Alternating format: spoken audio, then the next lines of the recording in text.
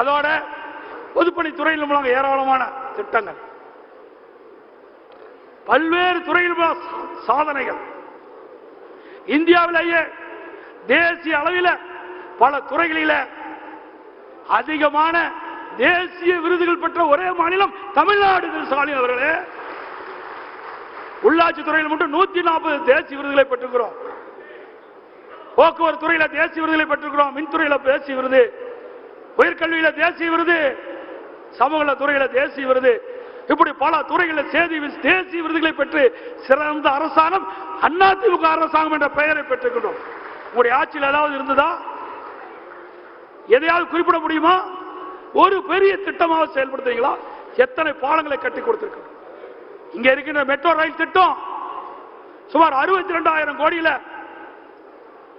Metro rail திட்டம் கட்ட 2 அந்த 118 கிலோமீட்டர் அந்த ரயில்வே பாதை அமைத்து ஆங்காங்கே ரயில் நிலையம் கட்டுவதற்காக 62,000 கோடி அந்த திட்டத்தை கொண்டு வந்து அதற்காக மத்திய உள்துறை அமைச்சர் நேரடியாக கொண்டு வந்து அடிக்கல் நாட்டிய கட்சி அதிமுக அரசாங்கம். அதிமுக கட்சி ஒரு திட்டத்தை சொல்லு. எத்தனை கல்லூரிகள் எனக்கு முன்னாலே பேசினார்கள். ஒரே ஆண்டில் 11 மருத்துவக் கல்லூரி அம்மா இருக்கின்றது. அம்மா மறைவு வரை அதுக்கு பிறகு அம்மாவுடைய அரசு 17 அரசு மருத்துவக் கல்லூரி கொண்டு வந்திருக்குது. பல கலை மற்றும் அறிவியல் கல்லூரி கொண்டு வந்திருக்கிறோம். அதே போல கால்நடை மருத்துவக் கல்லூரி ஆராய்ச்சி நிலையம் 3 கொண்டு வந்திருக்கிறோம். கால்நடை மருத்துவ பூங்கா கொண்டு வந்திருக்கிறோம்.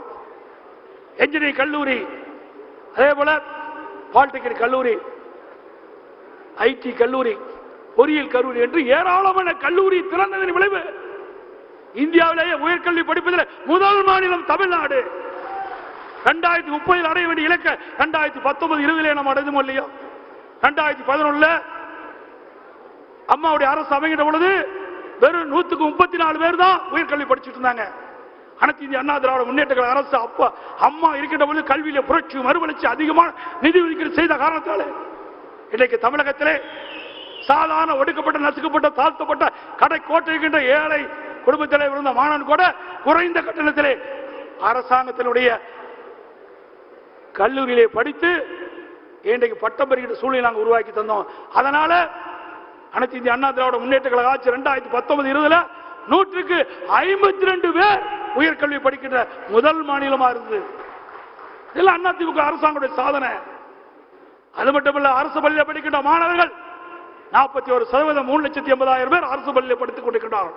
ஏழை மாணவர்கள் இரவுகள் பாராமல் விவசாய தொழில் ஈடுபட்டிருக்கின்ற ரத்தத்தை வீர சிந்தி அந்த விவசாய தொழிலாளிய மகன், விவசாயியுடைய மகன், ஏழை குடும்பத்திலே பிறந்த அந்த மாணவ மாணவிகள் அவர்களும் மருத்துவராக வேண்டும், பல் மருத்துவராக வேண்டும், அவருடைய கனவை நனவாங்க வேண்டும் என்பதற்காக அம்மாவுடைய அரசாங்கம் 7.5% உள் இடஒதுக்கீடை கொண்டு வந்து சட்டம் இயற்றப்பட்டு அமல்படுத்தப்பட்டு இன்றைய தினம் 2160 பேர் அந்த ஏழை குடும்பத்தைச் சேர்ந்த அரசு பள்ளியிலே படிக்கிற மாணவர்கள் மருத்துவர்களாக பல் மருத்துவர்களாக. இதெல்லாம் சாதனை.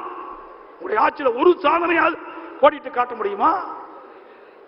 ஆகவே அனைத்து இந்திய அண்ணா திராவிட முன்னேற்ற கழகம் தான் நாட்டு மக்களுக்கு நன்மை செய்யக்கூடிய கட்சி என்பதை இந்த நேரத்தில் தெரிவித்து, அதே போல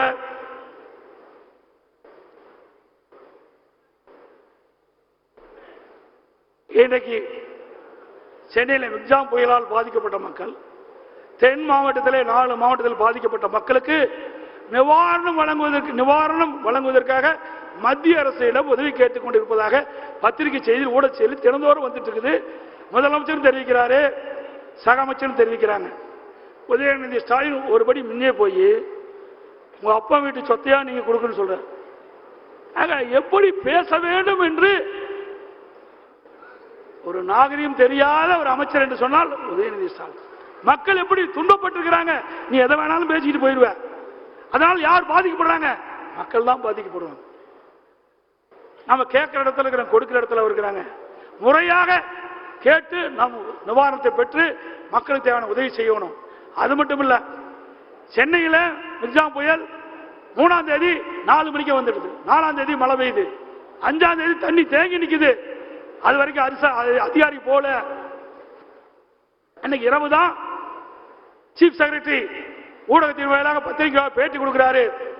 எங்கெங்கெல்லாம் தண்ணி அதிகமாக தேங்கி இருக்குதோ அங்கெல்லாம் தண்ணீரை வெளியேற்றுவதற்காக NLC நிறுவனத்திலிருந்து ராட்சச மின் மோட்டரை கேட்டுன்னு சொல்றாங்க.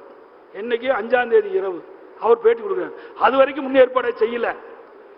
5ஆம் தேதி காலையில 11:30 மணிக்கு நாடாளுமன்றத்தில் திரு DR பாலு MP அவர்கள் பேசுறார். திமுக சார்பா இன்றைக்கு மிக்ஜாம் புயல்ல கடுமையா பாதிக்கப்பட்டாங்க, எங்களுக்கு 6300 கோடி கொடுங்கிற எந்த அடிப்படையில் மத்திய அரசுக்கு உதவி கேட்க வேண்டும் என்று சொன்னால் தண்ணி வடிஞ்ச பிறகு என்னென்ன துறையில எவ்வளவு சேதம் கணக்கிட்டு முறையாக மத்திய அரசுக்கு கேட்டா தான் மத்திய அரசு கொடுக்கும். நல்ல முறையா கேட்டாலே மத்திய அரசாங்கத்திலிருந்து பணம் கிடைக்காது, நிதி கிடைக்காது. நீ போற போக்கில் கேட்டா எப்படி நிதி கிடைக்கும்? இதெல்லாம் எதற்கு? விளம்பரப்படுத்துவதற்காக, மக்களை ஏமாற்றுவதற்காக திமுக நாடாளுமன்றத்தில் பேசப்பட்டது. நிதி கிடைக்கல என்ற ஒரு குற்றச்சாட்டை சொல்வதற்கு, இவர்கள் செய்த தவறை மற்றவர்கள் மீது பழி போட்டு தப்பிப்பதற்கு நாடாளுமன்றத்தை பேசியிருக்கிறார். இது எந்த விதத்தில் ஏற்றுக்கொள்ள முடியும்? இதையெல்லாம் வேண்டும் என்று திட்டமிட்டு இந்த விடியா திமுக அரசு செயல்படாத காரணத்தில்தான் இன்றைக்கு மக்கள் பாதிக்கப்படுகின்ற நிலை இந்த நேரத்தில் சொல்லி, நேரம் அதிகமாகி போச்சு. இதெல்லாம் படிச்ச 1 மணி நேரம் ஆகும், பேசலாம் 1 மணி நேரம். நிறைய குறைகள் இருக்குது, இந்த அரசாங்கத்தின் மீது நிறைய குறைகள் இருக்குது. செயலற்ற முதலமைச்சர் இருக்கின்ற காரணத்தினாலே மக்கள் படுகின்ற துன்பங்கள் ஏராளம். அத்தனையும் சொல்லணும்னா இன்னும் 1 மணி நேரம் ஆகும். பசியோடு இருக்கிறீங்க, உங்கள் பசியோடு இருக்கின்ற இந்த நிலையில உங்களை மேலும் அந்த பசியில வாட்டுவதற்கு நான் தயாராக இல்லை. ஆகவே அது மட்டுமல்ல, இப்படி உதயநிதி ஸ்டாலின் கேட்கறீங்க, உங்க அப்பாவுக்கு பேனா வைக்கிறதுக்கு, உங்க தாத்தாவுக்கு பேனா வைக்கிறதுக்கு பணம் எங்க இருந்து? 83 கோடி. எழுதாத பேனாவை கடல்ல வைக்கிறதுக்கு 83 கோடி. மக்கள் அதிமுகவினுடைய பொதுக்குழு கூட்டத்தில் அதன் பொதுச் செயலாளர் திரு எடப்பாடி பழனிசாமி அவர்கள் கிட்டத்தட்ட 1 மணி நேரத்திற்கும் மேலாக நீண்ட உரை ஆற்றியிருக்கின்றார். தற்போது இருக்கக்கூடிய தமிழக அரசாங்கத்தின் மீது எக்கச்சக்க குற்றச்சாட்டுகளை வரிக்கு வரி அவர் அடுக்கி இருக்கக்கூடியதை நம்ம பார்க்க முடிகிறது. குறிப்பாக இந்த மிக்ஜாம் புயல் நிவாரணம், தென் மாவட்டங்களில் ஏற்பட்ட மழை வெள்ள நிவாரணம் போன்ற விஷயங்களில் திராவிட முன்னேற்ற கழக அரசு சரியாக செயல்படவில்லை அப்படிங்கிறத அவர் சுட்டிக்காட்டி பேசினார். அதே போல இன்னும் நிறைய குற்றச்சாட்டுகளை வைத்தார்.